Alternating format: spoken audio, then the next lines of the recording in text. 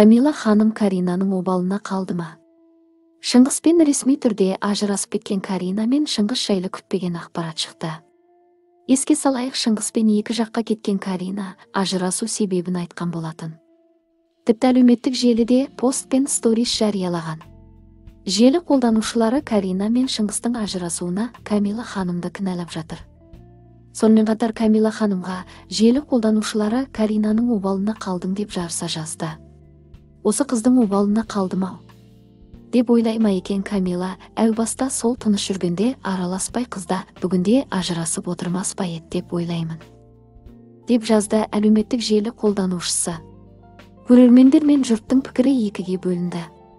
Камила ханым желі қолданушыларға айтып тастады: Камила ханым, мен обалына қалған жоқпын. Қандай адамсыздар? Мен емес екеуін таныстырған, үйленіңдер деп қинадым ба әлде? Өздері танысты, өздері сүйіп қосылды. Неге крайне адамды іздеп тұрасыздар? Үйлену мен ажырасу екі жастың таңдауы. Мен бір көрші ауылдан Каринаны ұрлап әкеліп екеуін қосқан сияқты әңгіме айтасыздар, деп жазды Камила ханым. Камила ханымды қолдағандар да болды. Камиладан көрудің қажеті жоқ. Бір-бірін сүйіп қосылды, сыртынан тон пішіп айтудың қажеті жоқ. Бұл өмір әрине татуласып кеткенін қалаймыз. Мүмкін бір-бірін түсініп қосылуы мүмкін, деді қолдаушы апа. Сонымен қатар әлеуметтік желі қолданушысы өз шындығымен бөлісті. Осы күнгі жастар эгоист болып барады.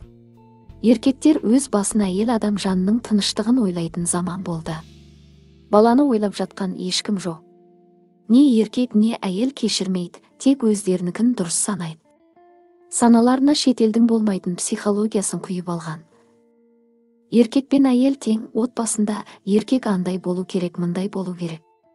Миллион ақша табу керек, айта берсең кейде шынымен ажырасып кетсем деп ойлайсың. Шыны керек, кейде таң қаласың, өздері әлі өмір көрмеген бір рет туып 10 бала туған әйелдің әңгімесін айтады.